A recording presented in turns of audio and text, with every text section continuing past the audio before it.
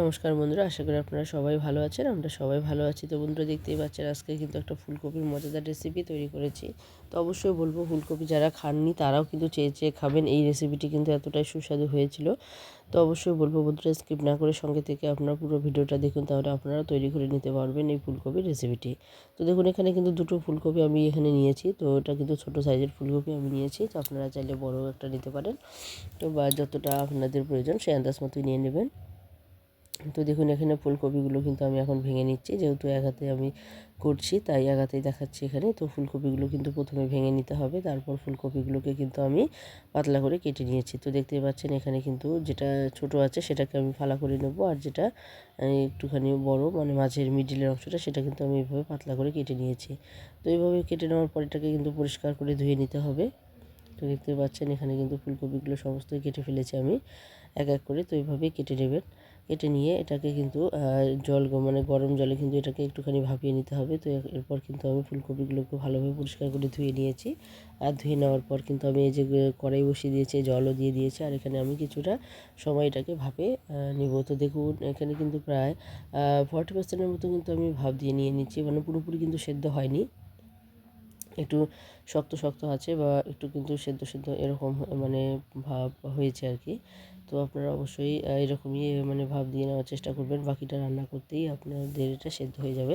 তো বন্ধুরা, দেখতেই পাচ্ছেন এখানে কিন্তু আমি 40% মতো প্রায় সেদ্ধ করে নিয়েছি। এরপর আমি একটা ঝাঁঝরি হাতের সাহায্যে এটাকে তুলে নিলাম। আর এখানে যে গরম জলটা আছে সেটাও কিন্তু আমার কাজে লাগবে। তো অবশ্যই বলবো, গরম জলটাও ফেলবেন না।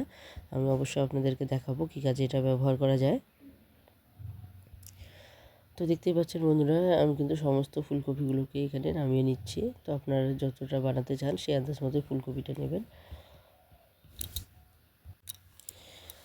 তো দেখতেই পাচ্ছেন এখানে ফুলকপিটা আমি নামিয়ে নিয়েছি। এরপর আমি এখানে আরেকটা উপকরণ আমার বিশেষ প্রয়োজন, সেটা হচ্ছে গিয়ে এখানে আমি বেসন নেব। তো এখানে একটা গোটা বেসনের প্যাকেট কিন্তু আমি এখানে নিয়েছি। তো এই বেসনের প্যাকেট থেকে কিন্তু আমি এখানে সামান্য বেসন নিচ্ছি, মানে হাফ বেসন আমি এখানে নিয়ে নিচ্ছি। তো পুরোটাই কিন্তু আমার লেগেছিল, যেহেতু আমার ফুলকপির পরিমাণটা বেশি। তো প্রথমে বুঝতে পারছিলাম না কতটুকু লাগবে, তো অল্প অল্প করে আমি বানাচ্ছিলাম।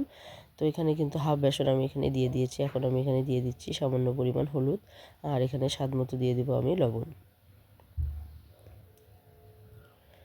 তো দেখতে পাচ্ছেন এখানে কিন্তু স্বাদ মতো লবণও দিয়ে দিয়েছি। এরপর আমি এই যে একটা ঝাঁঝরি নিয়েছি, এই ঝাঁঝরিটাকে কিন্তু আমি একটু তেল মালিশ করে নেব, মানে তেল মেখে নেব, যাতে করে আমার এটা কাজে লাগে। আর এই যে জলটা দেখতে পাচ্ছেন, এই জলের মধ্যে কিন্তু আমি আরও কিছু পরিমাণ জল কিন্তু এখানে দিয়ে দেব। তো এখানে কিন্তু আমি এই যে ঝাঁঝরিটা বসিয়ে দিয়েছি, তো দেখতেই পাচ্ছেন। আর এদিকে কিন্তু আমি এই যে বেসনটা আছে, বেসনটাকে একটুখানি আমি মেখে নিব। তো বেসনটাকে কিন্তু একদম পাতলা বানানো যাবে না, বেসনটা একটু আঠালো আঠালো করে তৈরি করে নিতে হবে। তো দেখুন, এখানে আমি জলটাকে আমি অল্প অল্প করে দিচ্ছি, কারণ জল বেশি করে দিলে কিন্তু এটা একদম পাতলা হয়ে যাবে, আর পাতলা করানো যাবে না। এটা এটা একদম একটা আঠালো আঠালো একটা মানে গোলা তৈরি করে নিতে হবে। তো দেখতে পাচ্ছেন আমি অল্প অল্প করে জল দিয়ে এটাকে গোলা তৈরি করে নিচ্ছি, যাতে করে খুব সুন্দরভাবে এটা আমি ব্যবহার করতে পারি।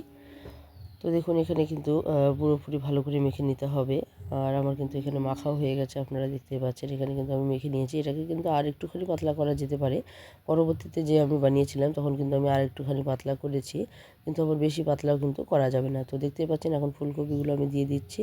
আর ফুলকপিগুলো থেকে খুব সুন্দর করে কিন্তু বেসনগুলোকে মাখিয়ে নিতে হবে, যাতে ফুলকপিগুলো মিডিলে চলে যায়। আর এই যে নেটের যে জালিটা আমি বসিয়ে দিয়েছি, ঝাঁঝরিটা বসিয়ে দিয়েছি, এখানে কিন্তু একটু একটু করে আমি এখন সমস্ত মানে ঝাঁঝরিটার মধ্যে কিন্তু এই ফুলকপি বেসনটাকে মাখিয়ে নিয়ে খুব সুন্দরভাবে কিন্তু আমি এটাকে ভাপে বসিয়ে দেবো। এটা খেতে একদমই মানে ইউনিক একটা রেসিপি তৈরি হয়েছে। মানে কি বলবো, এটা ফুলকপি আপনারা বুঝতেই পারবেন না যে ফুলকপি খাচ্ছেন, এতটাই সুস্বাদু হয়েছে। তো বাড়ির কিন্তু সবারই ভীষণই ভালো লেগেছে। তো আশা করি আপনাদেরও ভালো লাগবে, অবশ্যই একবার ট্রাই করে দেখবেন।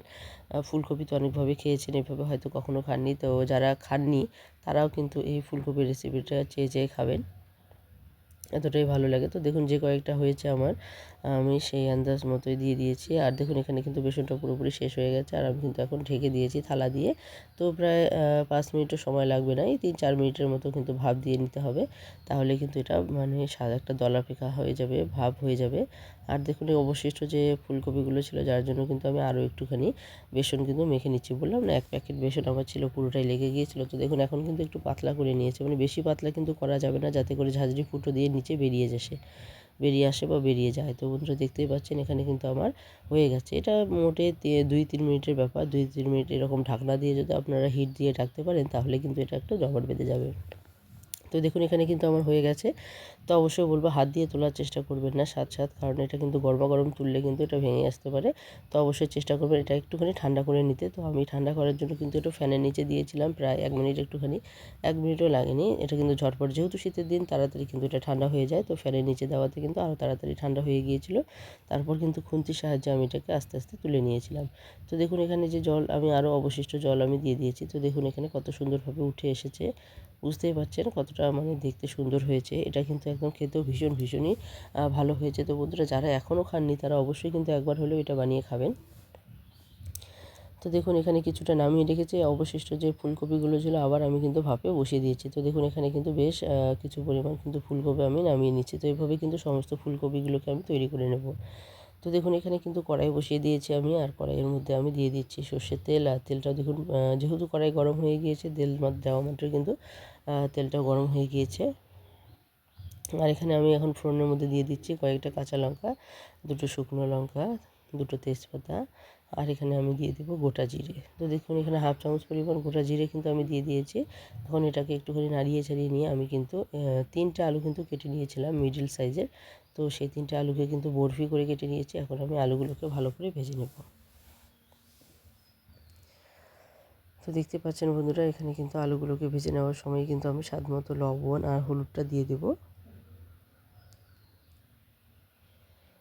তো এখানে দেখতেই পাচ্ছেন এখানে কিন্তু লবণটা আমি দিয়ে দিয়েছি। তো এটা কিন্তু একটু পাতলা ঝোল ঝোল টাইপের রাখতে হবে, কারণ এটা কিন্তু নামিয়ে নেওয়ার পর কিন্তু এটা অনেকটাই ঝোল কিন্তু টেনে নেবে আর গ্রেভি টাইপের কিন্তু হয়ে যাবে। তো অবশ্যই আপনারা যেটুকু মানে ঝোল খেতে চান বা রাখতে চান সেই আন্দাজের থেকে 1 বাটি পরিমাণ ঝোল কিন্তু আপনাদেরকে বেশি দিতে হবে বা বেশি রাখতেও হবে যতক্ষণ না আপনারা এটাকে নামিয়ে নিচ্ছেন। তো নামিয়ে নেওয়ার পরেও কিন্তু 1 বাটি পরিমাণ ঝোল আপনাদের বেশি রাখতে হবে, তাতে করে কিন্তু এটা অনেকটাই রস টেনে নেবে। তো বন্ধুরা দেখুন এখন আমি এখানে 3 চামচ পরিমাণ আদা বাটা এখানে দিয়ে দিলাম।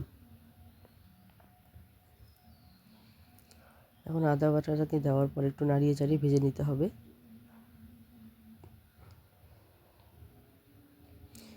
হাফ চামচ পরিমাণ দিয়ে দিলাম আমি এখানে জিরে গুঁড়ো। এরপর এই যে আদা বাটার যে মানে বাটিটা ছিল সেখানে কিন্তু হাফ বাটি পরিমাণ জল আমি দিয়ে দিলাম। এতে করে কিন্তু আলুগুলো খুব সুন্দরভাবে কষানো হয়ে যাবে। তো দেখতে পাচ্ছেন বন্ধুরা এখানে আমি এখন হাফ চামচ পরিমাণ দিয়ে দিচ্ছি কাশ্মীরি লঙ্কা গুঁড়ো।